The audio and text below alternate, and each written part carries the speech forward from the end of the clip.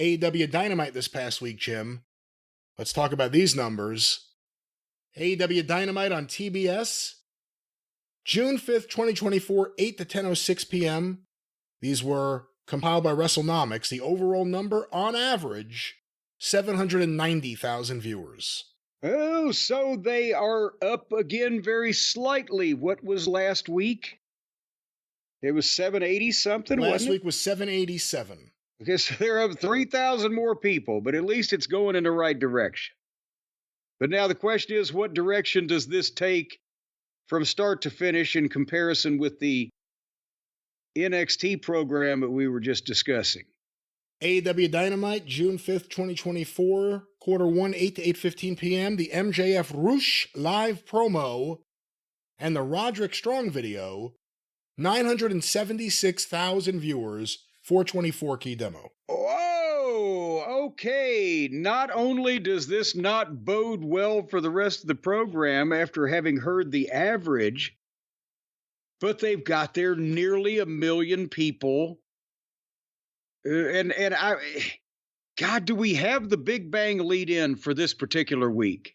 I do not know. I would be, and somebody out there, and Thurston Howell, if you're listening, or anybody that's got the information, email it to Brian at, what is our address? CornyDriveThru@gmail.com would probably be the easiest one. Okay, CornyDriveThru@gmail.com. I wonder how many people they picked up that over and above the Big Bang. Did people tune in for the anticipation of seeing MJF? Why is it suddenly bigger than it's been in quite some time? Was the Big Bang up, or did they get a tune-in factor on AEW? That would be interesting to know. And like I said to you earlier, we heard a lot of feedback that people watched last week thinking MJF would be there. So whatever that number was, there's a large segment of it, or at least a segment of it, that were people expecting MJF that never got him. So the point is, as we talked about way earlier in the program, now that they've got him, or they got him, right out of the gate, 9 o'clock, this was going to be the highest rated quarter hour of the show, because it always is. So it's not like I'm making an inflammatory statement. It's factually correct. So we don't know whether he drew them to it, but after they'd seen him and knew they probably weren't going to see him again, did they stick around? Well, we go to quarter 2, 8:15, 8:30 p.m. Jay Lethal versus Orange Cassidy versus Kyle O'Reilly versus Ray Phoenix with picture-in-picture, and the post-match with Don Callis, Trent Beretta, Chris Statlander, Stokely Hathaway, and Willow Nightingale, plus Chris Jericho, Brian Keith, and Big Bill start walking around. 835,000 viewers. Oh! 141,000 people said to see you later. And we always say the second quarter is the best real barometer of what the first quarter would be without the 1 minute overrun of Big Bang Theory. I believe that would still put the second quarter above most weeks' second quarter in a long time. So, oh, yeah, they didn't, for a few weeks, they didn't do an 800 and some thousand quarter. Well, we go to quarter 3, 8:30 to 8:45 p.m. An ad break, Willow Nightingale's promo, Christopher Daniels' ramp promo, and the start of Mark Briscoe versus Brian Cage with picture-in-picture. 754,000 viewers. Okay, well, they remedied that problem I just mentioned. They said, fuck it, we need to shed another 79,000 people to get us comfortably under the 800,000 mark. They're almost to the point now where they have to fluctuate a little bit and go back up just to hit their average, don't they? Well, we shall see. We go now to quarter 4, 8:45 to 9 p.m. The continuation of Cage versus Briscoe, the Jack Perry promo, Samoa Joe and Hook's confrontation with the premier athletes, an ad break, more Jericho nonsense, the Young Bucks cut off the Acclaimed, where was Tony Khan, and Swerve Strickland's backstage promo. 761,000 viewers. Okay, well, they're treading water. They got 7,000 back, so they're paddling upstream at this point. We go now to the big 9 o'clock hour, quarter 5, 9 to 9:15 p.m. The Mercedes Moné Stephanie Vacour video and the start of Esfinge Magnus. If that is how you pronounce it. What is his name? Esfinge, Esfinge, Esfinge, I guess if you wanted to make it like Jackie. Esfinge, Magnus, Ruggiero, and Volador Jr., I remember his dad, versus the Blackpool Combat Club, with picture-in-picture, 780,000 viewers. So they picked up 19,000 at the top of the hour. But now that I've said that, and I'm looking at that, it's time for them to start shedding, because hell, they've still got to make their overall average. They got to go down from here. Just think what your reaction would be if you watched this match. Quarter 6, 9:15 to 9:30 p.m. The continuation of Esfinge, Magnus, Ruggiero, and Volador Jr. versus the BCC. More Jericho bullshit. The Daniel Garcia video. The Young Bucks acclaimed gun backstage angle. An ad break. The Young Bucks and Christian and his pals backstage angle. And the start of Mariah versus Saraya. 714,000 viewers. I mean, they're lucky to get that, because that match was long. And then look what you just read off. That followed it. That followed it. Yeah. And I don't see a lot of fucking bright spots coming up. Well, quarter 7, 9:30 to 9:45 p.m., the continuation of Mariah versus Saraya, the post-match with Toni Storm, and Mina Shirakawa. More Jericho nonsense backstage, this time with Private Party, an ad break, and Bryan Danielson's backstage promo. 731,000 viewers. Again, I got to hand it to him there to pick up 17,000 people on what they had just done there. The girls kill this rating every week. They pick people up from the BCC versus the Luchadors. What does that say? Well, we go now, Jim, to quarter 8. I remind you, there's a 6-minute overrun. Quarter 8, 9:45 to 10 p.m. The AEW World Champion Swerve Strickland versus Roderick Strong with picture-in-picture. 768,000 viewers. Now that's surprising. 362 in the key demo.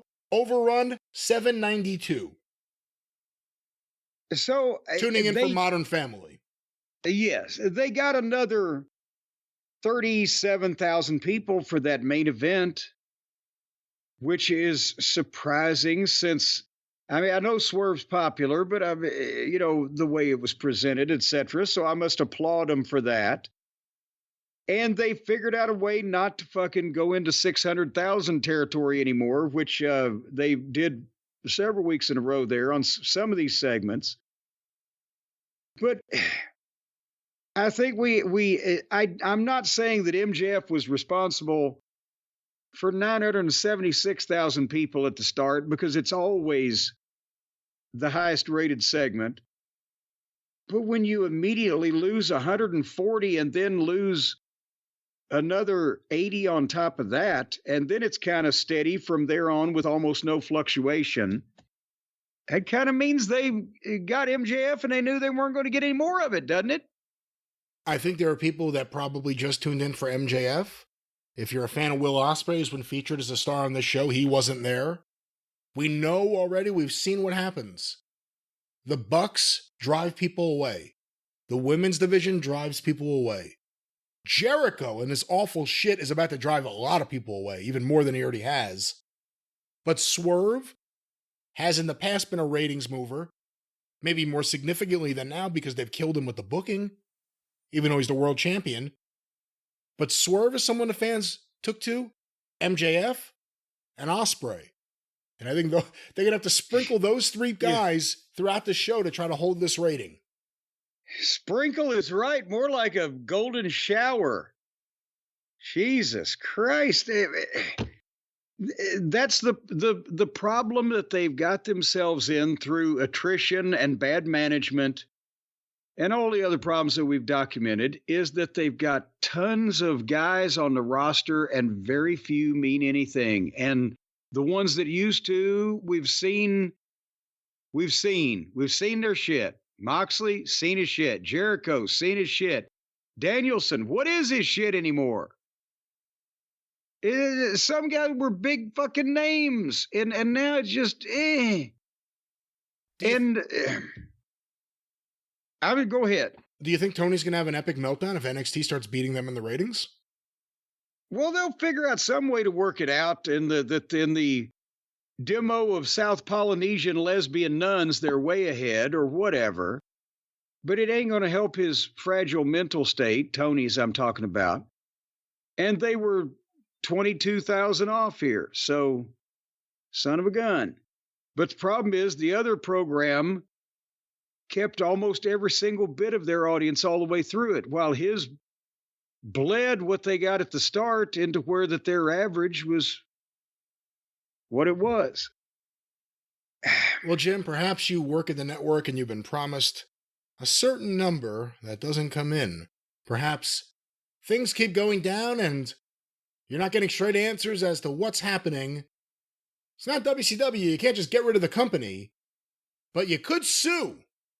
Yeah, I could sue you for that transition. I suck today. I'm sorry. Yeah, well, you say you're sorry I didn't ask for a character reference, but I'll tell you who will ask for a character reference on anybody that wrongs you, wrongfully terminates you, damages you, injures you, runs over you in a bread truck, or in some other way commits a public nuisance and is a menace to society, and that's the crusading attorney that has the safety of the American public uppermost in his mind, and that is this man. Call Stephen P. News.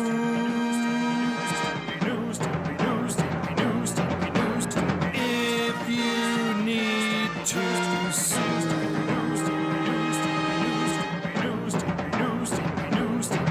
An outlaw mud show or two. Still to the rest. Yes, ladies and gentlemen, he is a man who cares about the health and the welfare and the well-being of the American people and the fairness and justice with which they are treated. And that's why he will fuck a motherfucker up in courtroom. He'll give anybody one chance to do the right thing, and then he will make them wish that they had never been born. He will make your opponents in court, when he represents you, curse their mothers for the day that they were given birth to, rather than come into a courtroom and face this Godzilla of a son of a coal miner who is now a crusading attorney for truth, justice, the American way, and a big fucking settlement. And that's Stephen P. New at newlawoffice.com. 877-50-STEVE is the number to call to get a man on your side that could have talked Nixon out of Watergate.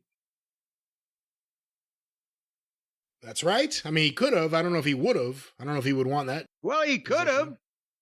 He just chose not to, because he was only 6 years old at the time also. So there was that. They wouldn't listen. You know, he tried to tell people. He was actually on the other side. He tried to sound the alarm that Nixon was evil and corrupt, but they wouldn't listen to him because he was 6 years old. Well, Stephen P. New, I don't know what else to say. 877-50-STEVE